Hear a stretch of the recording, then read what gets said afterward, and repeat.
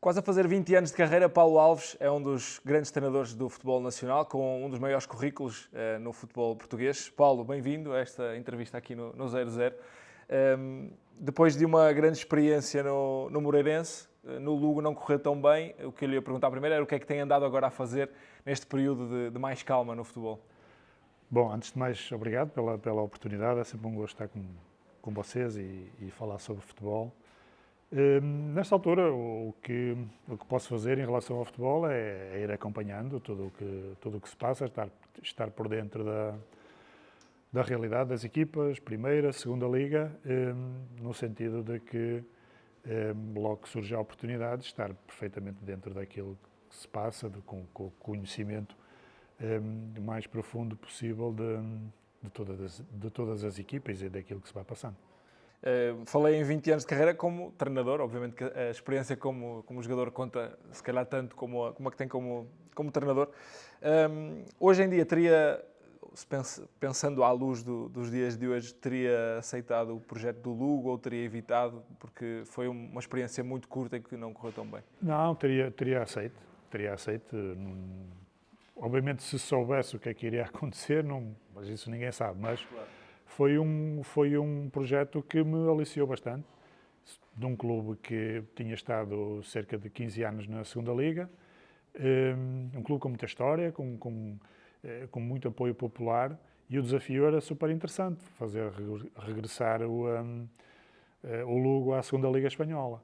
De facto, o que aconteceu depois foi surreal, no sentido de que, de facto, as coisas não estavam bem no Lugo, mas demos a volta.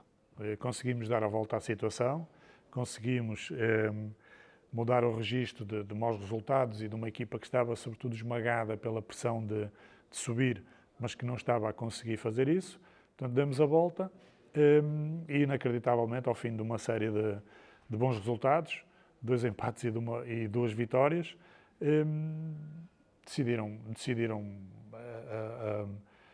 decidiram mudar a questão técnica e, portanto, foi uma surpresa muito grande. Sobretudo após uma vitória muito difícil, uma viagem muito longa de autocarro, 10 horas de Valença para Lugo, em que os jogadores estavam perfeitamente já entusiasmados com aquilo que estávamos a conseguir, resolveram mudar. E até hoje não percebi, nem me explicaram, não sei o que é que aconteceu, sinceramente, mas voltava a aceitar, porque foi um desafio interessante. Antes disso, a época do Moreirense, que provavelmente ainda lhe está aqui um bocadinho atravessada pelo pós-Moreirense, mas o Mister sobe de divisão, é considerado até o treinador do ano nesse ano, e vi uma entrevista sua dizer que não lhe explicam, nem sequer lhe tentam que o Mister continue na época seguinte. Sente-se um bocadinho magoado com essa situação ou amargurado com isso? Não, assim, não magoado no futebol, isso não há, no futebol para mim não há mágoas. Eu sou uma pessoa e um treinador muito simples, muito objetivo, muito prático. E o que se passou no Moreirense foi de facto algo de extraordinário. Aquilo que conseguimos, por tudo aquilo que tinha sido a época anterior da descida, aquilo que eu encontrei, foi um clube completamente, e um balneário completamente em pantanas, completamente a arder. E, portanto, conseguimos dar a volta a tudo isso e atingir o que atingimos foi algo de extraordinário. O problema aqui isso ofuscou algumas pessoas que tiveram responsabilidades na descida e que de alguma forma, pela influência que têm no clube, conseguiram arranjar forma de que eu não ficasse.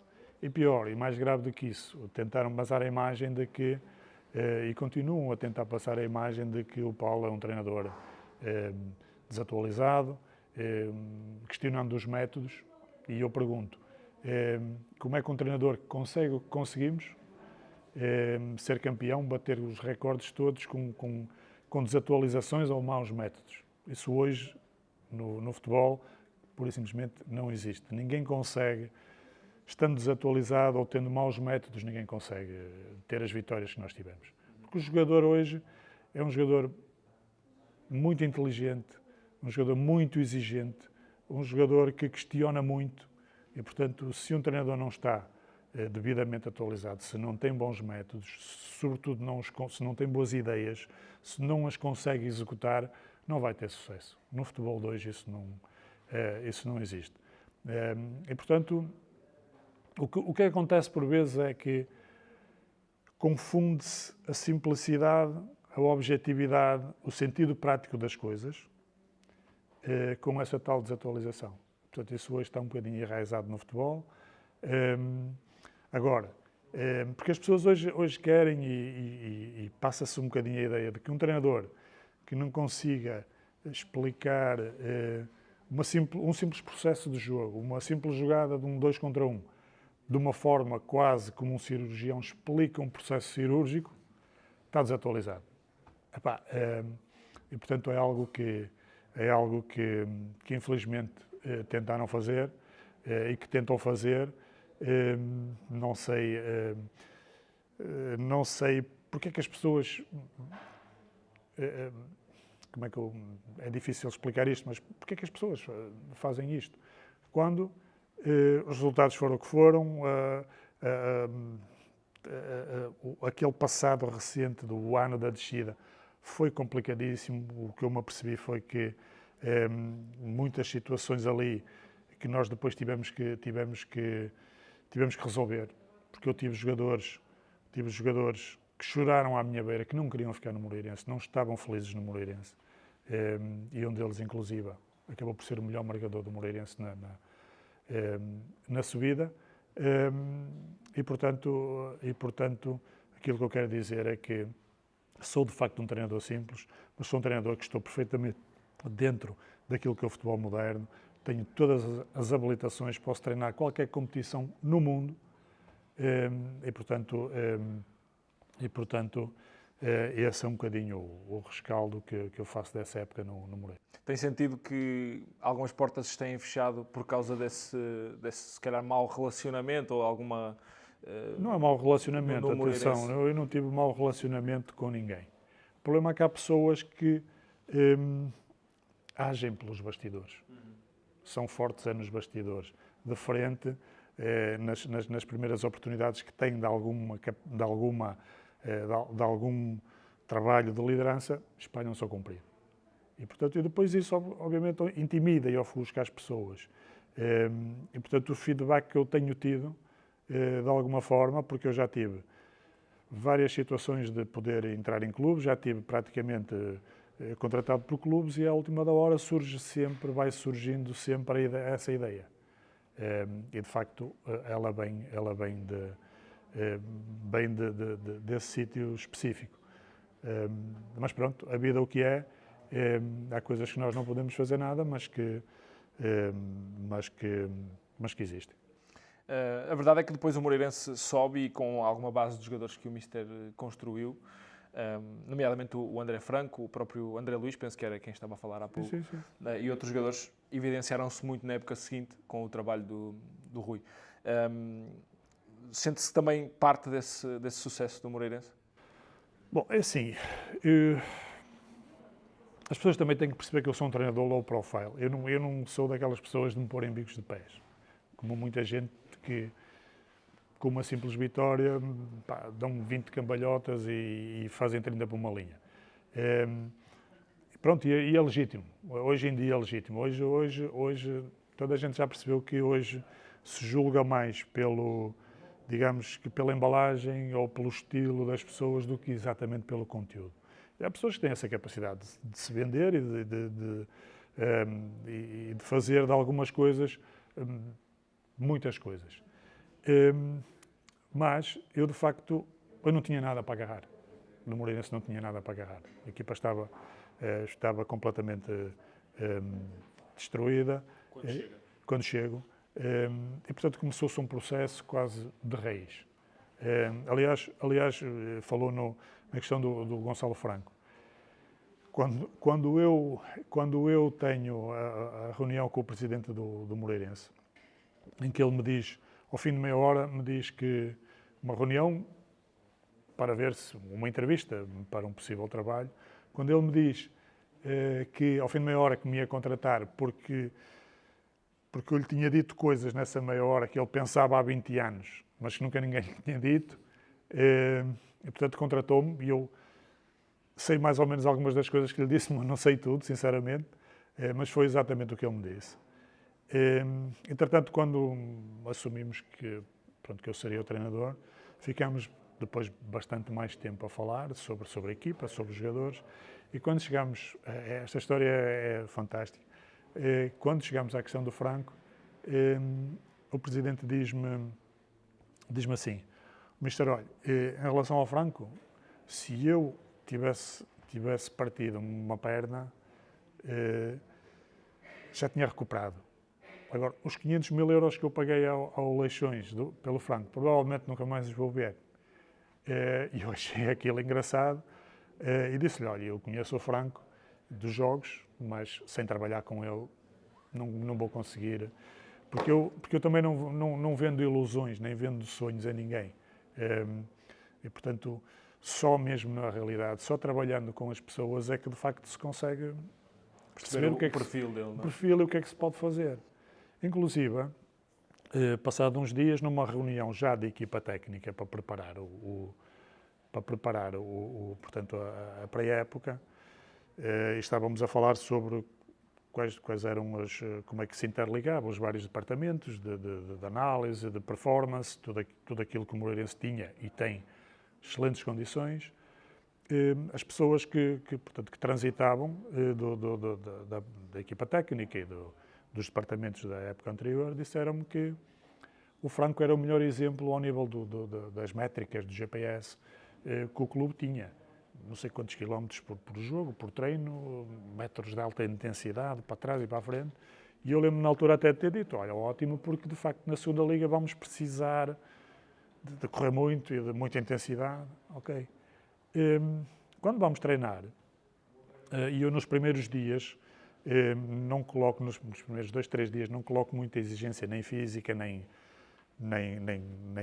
estratégica, no sentido de ajustar os jogadores ao esforço para evitar lesões, sobretudo o jogo e tentar ver ali algumas coisas e, sobretudo, o plano físico, que os jogadores façam uma reintrodução àquilo que vai ser depois a pré-época mais forte, em termos físicos, em termos táticos, estratégicos, tudo isso. E eu começo a ver o Franco a correr para todo o lado, a pressionar os centrais, a pressionar os laterais, se a bola for só guarda-redes, pressionava inclusive a guarda-redes.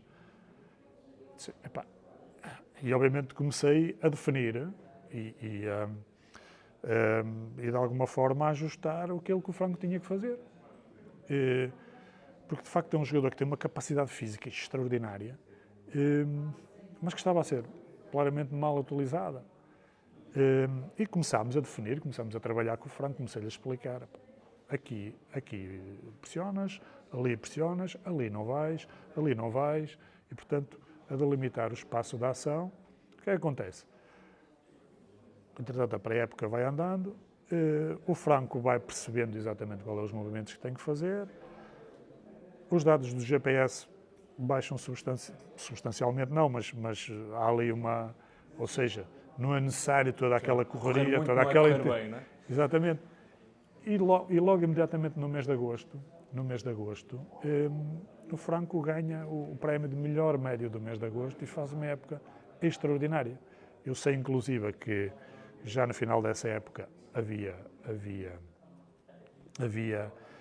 propostas para o Franco, mas e aí bem, o presidente do Moreira ficou com ele mais um ano para lhe dar mais visibilidade, porque obviamente a Primeira Liga tem mais visibilidade, juntamente com que acredito que o trabalho do Rui Borges também foi importante, mas o que eu digo é que, aliás, o Rui Borges foi até alguém que, e eu tenho que reconhecer isso, porque ele reconheceu também e afirmou publicamente que o trabalho ou o sucesso da época da Primeira Liga era muito baseado também naquilo que tinha sido o trabalho do ano anterior.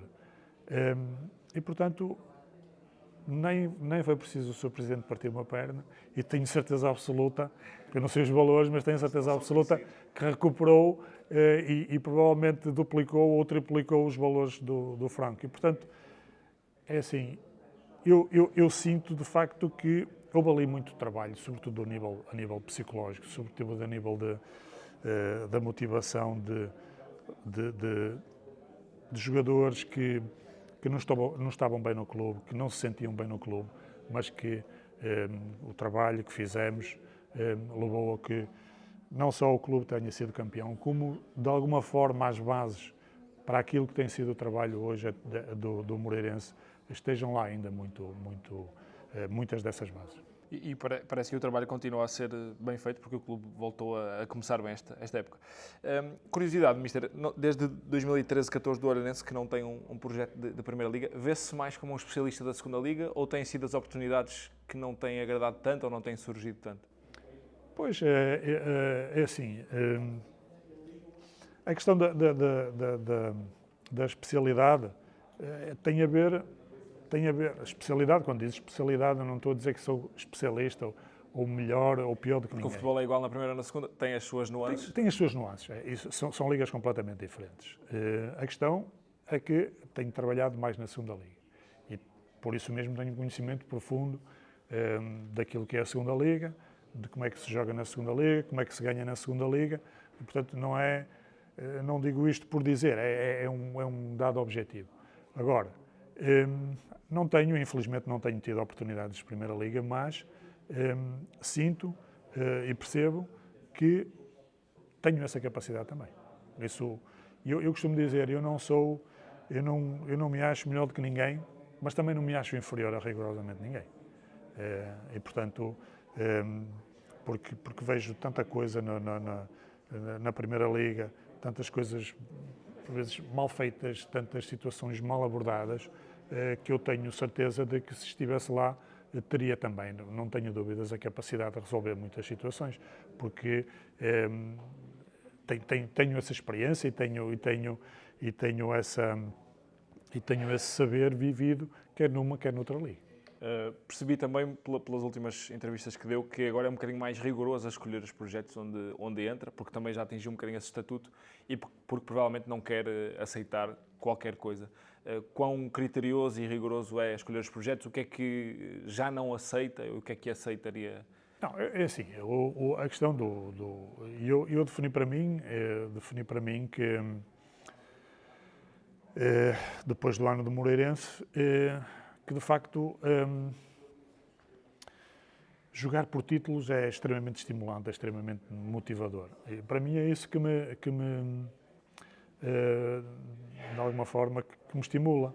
É verdade que recusei alguns projetos que eu senti que seria difícil atingir essa bitola. E, portanto, vamos ver o que é que acontece. Digamos que não é por... Quando eu digo escolher ou não escolher projetos, não tem a ver necessariamente com os orçamentos ou com o nome das equipas. Porque, por exemplo, eu fui campeão agora no Moreirense, mas já tinha sido campeão. Numa circunstância, com uma equipa muito, mas mesmo muito barata. E eu posso dizer isto porque na altura o presidente, eu funcionava quase também como diretor desportivo. Era quase eu também que fazia os contratos e, portanto, sei exatamente, porque estava dentro do mercado, qual eram os valores. A questão é surgir, de facto, esse desafio, que acredito que vai acabar por surgir e que de facto é aquilo que a mim me estimula. Poder lutar por títulos, poder lutar por subidas de divisão, que é algo que eu sei exatamente como é que se chega lá. Uma vez disse que a meritocracia no futebol não existe ou é pouco valorizada. Sente que ainda consegue contrariar essa forma de estar no futebol português? É difícil. É difícil. De facto, cada vez menos a meritocracia tem um papel a dizer.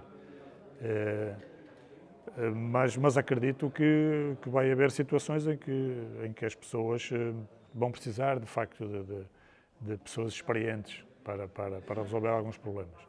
Foi exatamente isso que aconteceu no Moreirense, quando eu lhe dizia há pouco que o Presidente percebeu, em pouco tempo, que ele precisava de subir divisão. Ele percebeu que eu era a pessoa certa.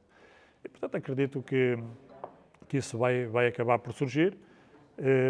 Mas é verdade, hoje julga-se de facto mais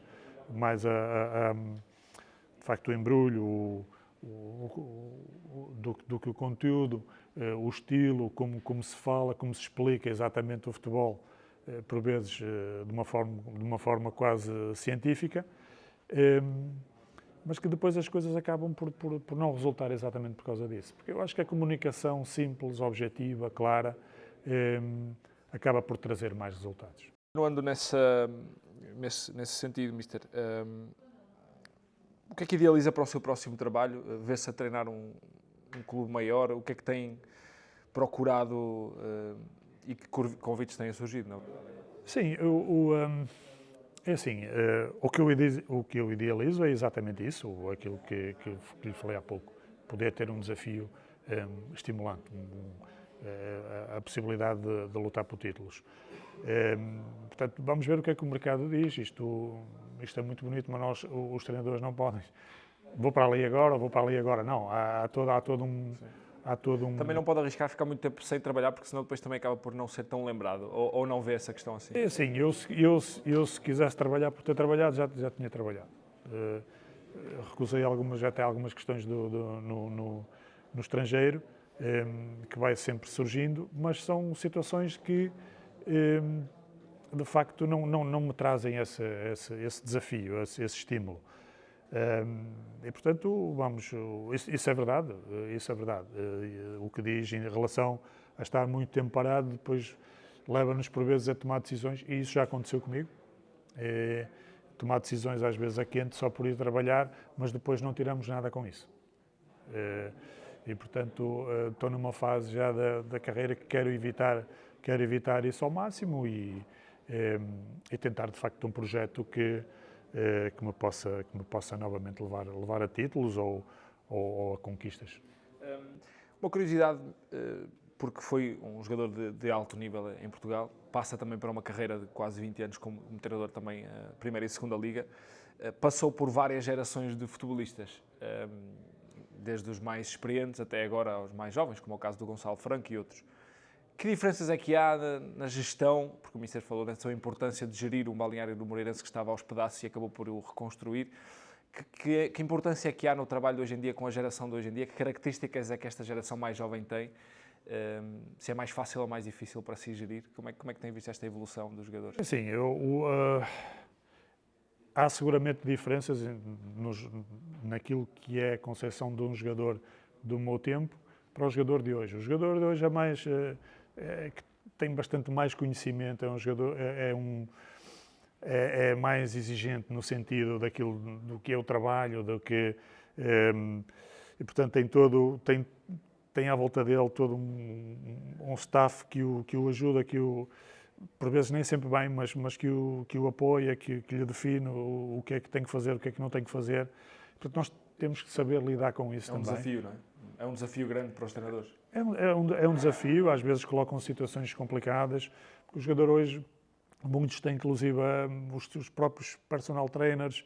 Portanto, há uma série de situações que são, por vezes, complicadas de gerir. No meu tempo era tudo muito mais simples. Os treinadores tinham, inclusive, bastante mais poder, mais margem de manobra. Hoje em dia, os clubes estão muito mais apetrechados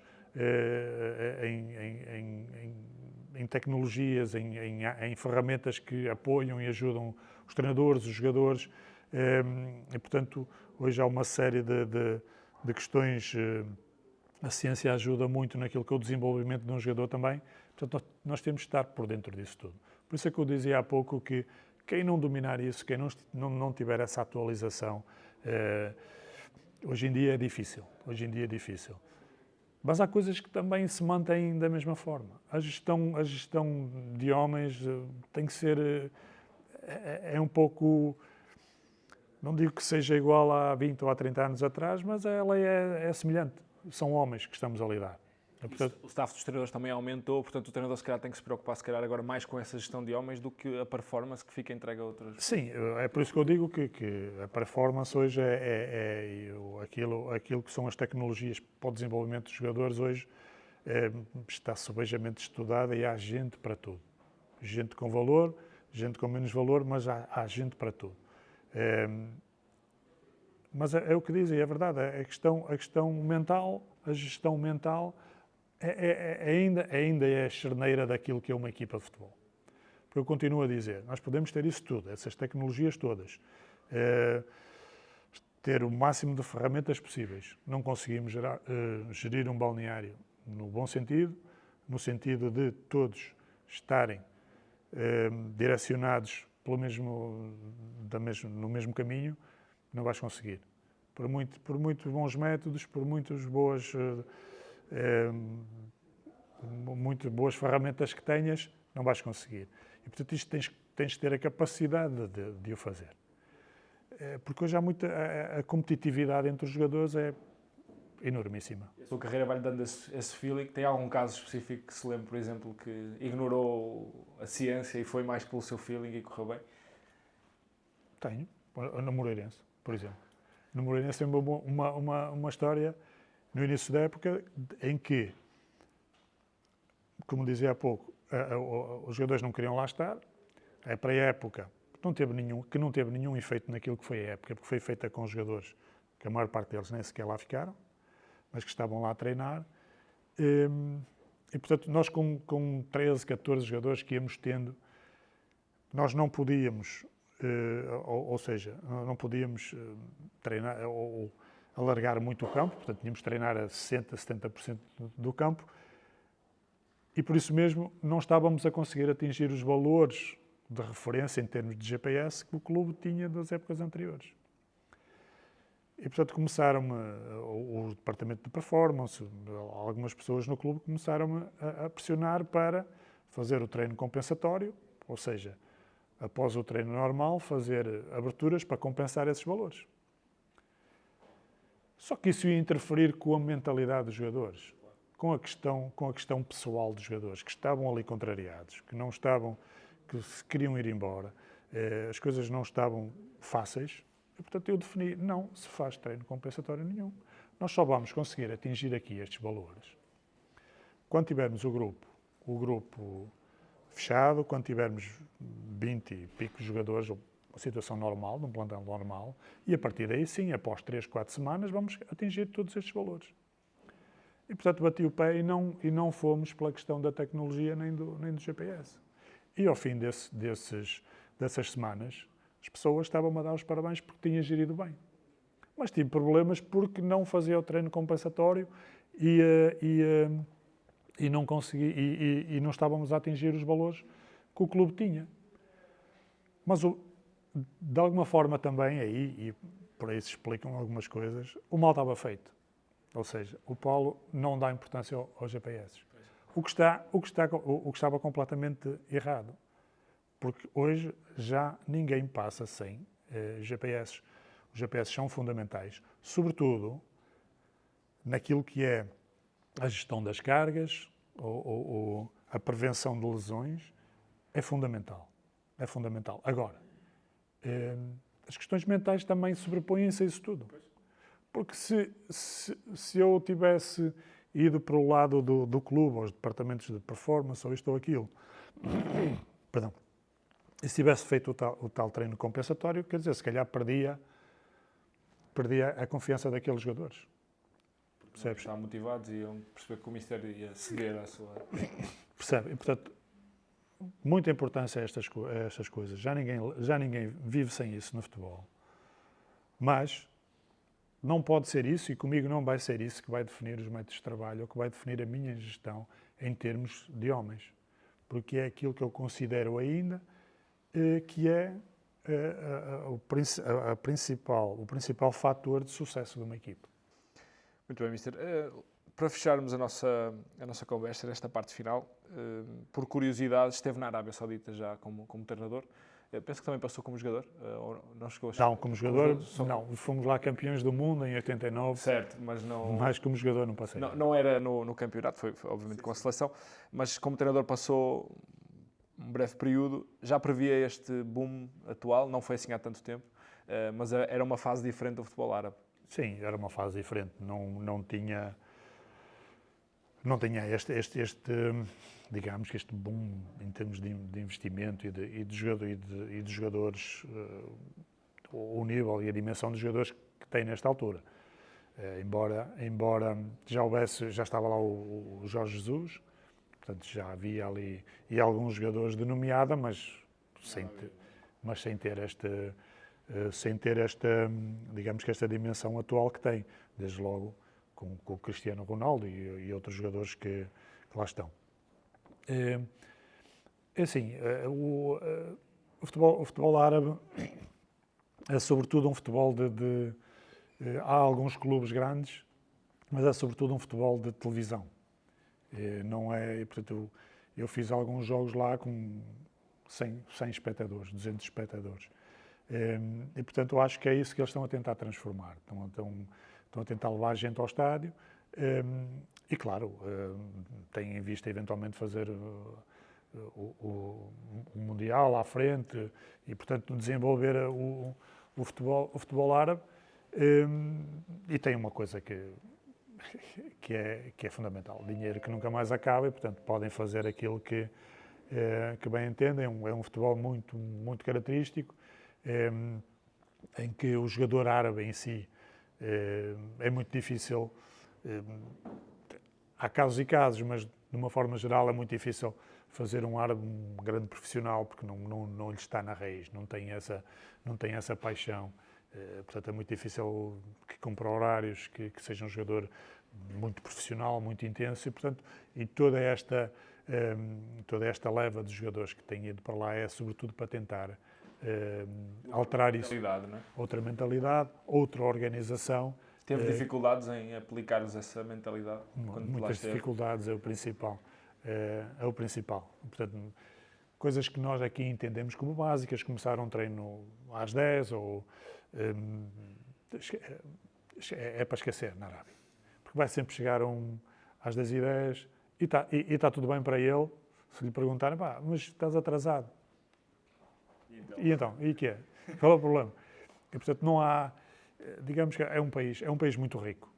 Não há uma pobreza visível. Não há, como nós aqui, ou no Brasil, ou na Argentina, em que as pessoas tentam, ou os jogadores tentam sair, por vezes, da pobreza e fazem 30 por uma linha para tentar chegar a outros patamares. Isso não existe na Arábia. E, portanto, toda esta transformação tem um pouco a ver com isso.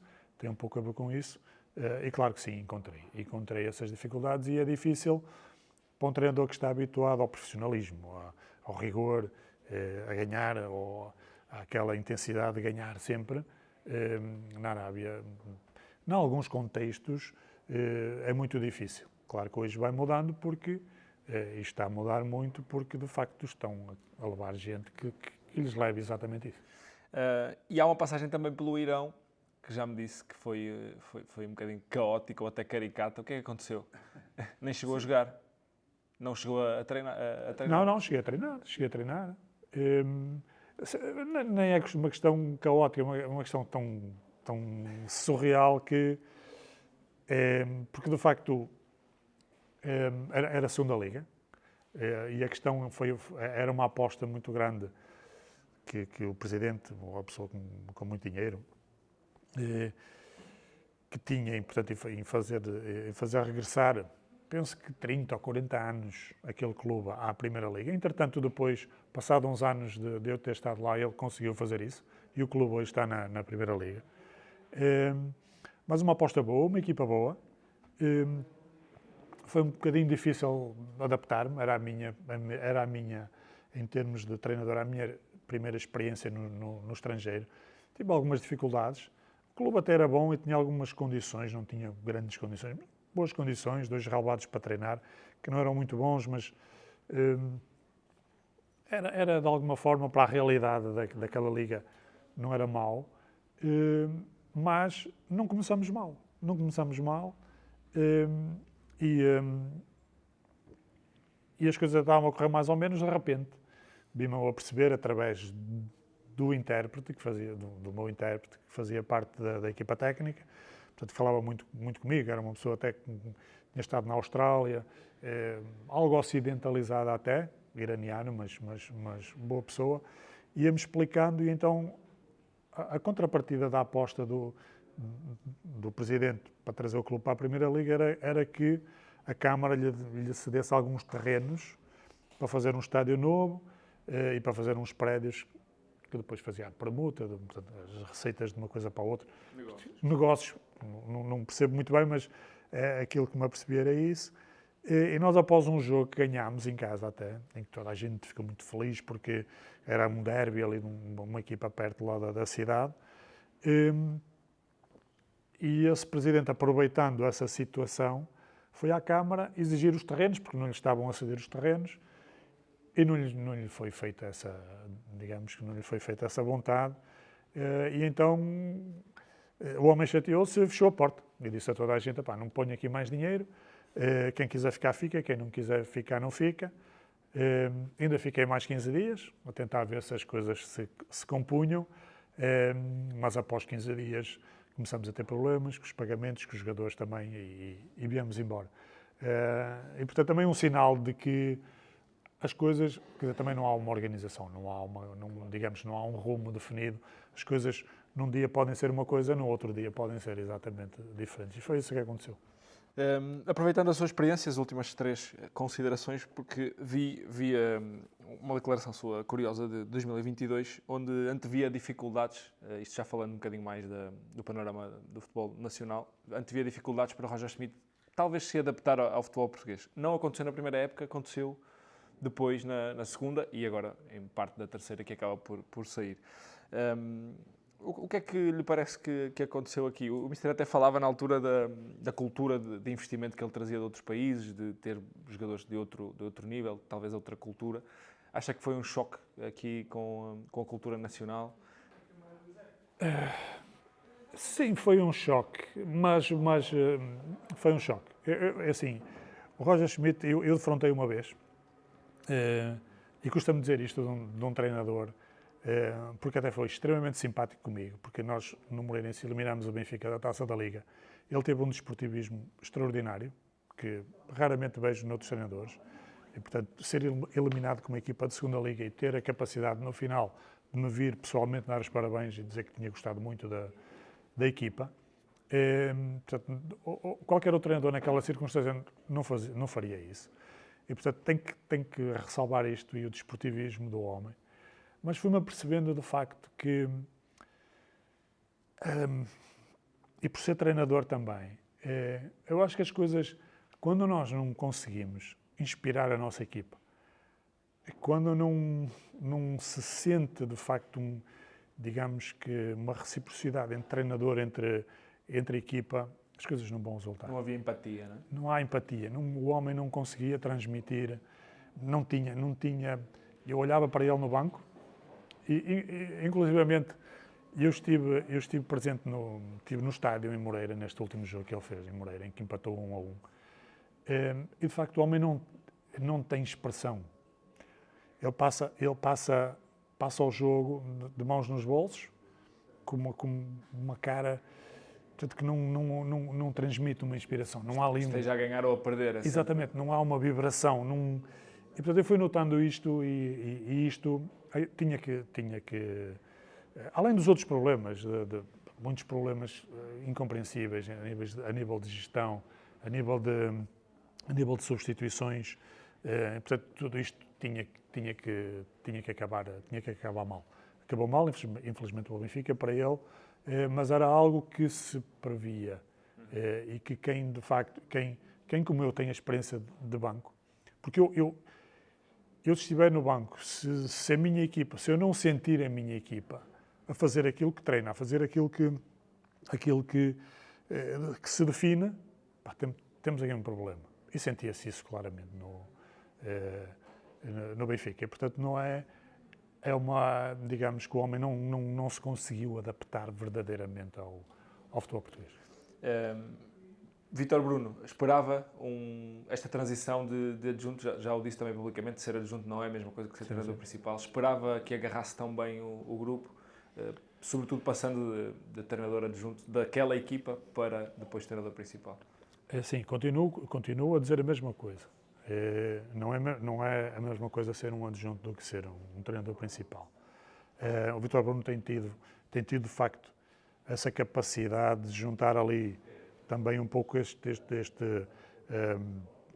todos os pedaços que foram, de alguma forma, aquelas questões que alguns jogadores não se incompatibilizaram com o Sérgio. Portanto, o Vítor tem de facto conseguido juntar isso e revitalizar alguns jogadores. Isso tem sido muito importante e deve-se de facto, porque parece de facto uma pessoa também sensata e que tem resolvido ali alguns problemas, mas isto só podemos ver depois,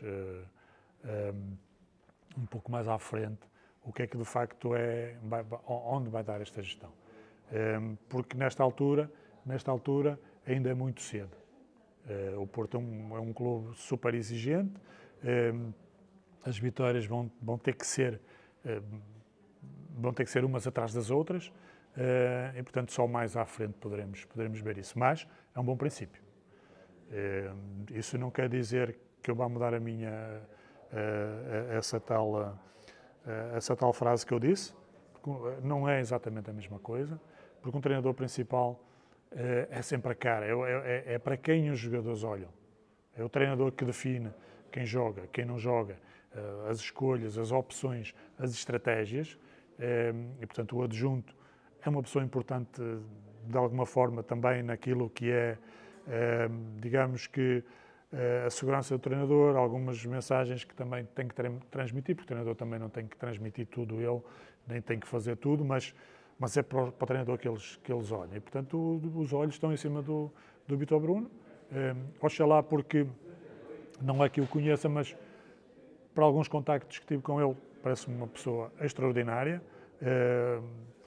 Conheço bem Vítor Manuel também, o pai, inclusive num recente curso da UEFA tivemos na mesma mesa sempre nos almoços, e, portanto, uma pessoa fantástica do futebol também. E, portanto, acredito que sim, mas temos que ver mais à frente, exatamente, porque isto, para já, ainda é uma questão quase de lua de mel, as coisas ainda estão muito no início. E um treinador revela-se da forma como depois vai lidar com os problemas que eventualmente possam surgir. E aí sim. Para fechar, Ruben Amorim, tem sido uma surpresa para si? Qual é que é para si a sua maior qualidade? É esta gestão humana também que já falamos nesta entrevista? Sim, fundamentalmente a gestão humana, porque e é algo que eu admiro no Ruben, que é a comunicação. Obviamente que eu não sei qual é a comunicação que ele tem com os jogadores, mas posso imaginá-la. Sim. Não há de ser muito diferente daquela que vemos no dia-a-dia. Exatamente, quer dizer, não há de ser, nem pode ser, porque senão estava-se a contradizer. Claro. Percebe? Portanto, quem tem a experiência que tem de bancos de muitos anos, claro que não a este nível, mas vai dar um bocado ao mesmo. E, portanto, é alguém que, claro, tem as suas ideias de jogo e tem a capacidade de as desenvolver. De facto, elas resultam. Mas é como eu digo, sem uma comunicação objetiva, clara, simples, ele próprio sobre os jogadores, se tiver que publicamente explicar o que é o que é que não é, explica. E, portanto, ele vai chegar ao balneário e vai dizer exatamente a mesma coisa. O treinador não tem que ser obrigatoriamente justo, nem pode ser. A maior parte das vezes nem pode ser. Tem que ser coerente, tem que ser verdadeiro. E os jogadores têm que perceber isso. Não é? E têm que perceber isso. Quando os jogadores percebem isso, alguns são injustiçados, mas também não são enganados. Claro. E, portanto, é esse grande mérito, sobretudo dos grandes treinadores. Nós ouvimos falar Por exemplo, eu leio muito e tento perceber algumas coisas. Por exemplo, Carlo Ancelotti. Todos os jogadores dizem que ao nível tático é a coisa mais simples, mais básica que pode existir. Mas é coerente, é correto que os jogadores, e deixa sobretudo os jogadores a expressarem-se. Porque é algo que hoje também no futebol se quer, há muita gente que quer robotizar, há muita gente que quer definir os comportamentos todos dos jogadores. Isso não é a melhor maneira do jogador se expressar. O jogador tem que, de facto, saber que há regras, há comportamentos que tem que ter, mas tem que ter a capacidade também de se expressar, tem que ter a capacidade de se libertar e de poder ser ele. E, portanto, Ruben Amorim, como outros grandes treinadores, fazem exatamente isso, de uma forma simples, objetiva, e claro, e por isso não é, obviamente, isso, o sucesso que tem tido não se pode dissociar de tudo isso que eu referi, e que tem feito dele um dos melhores treinadores nacionais no momento, sem dúvida. Paulo, muito obrigado pela sua entrevista. Esperamos vê-lo em breve a treinar aqui na nossa liga ou em outro projeto que o realize. Obrigado. Muito obrigado.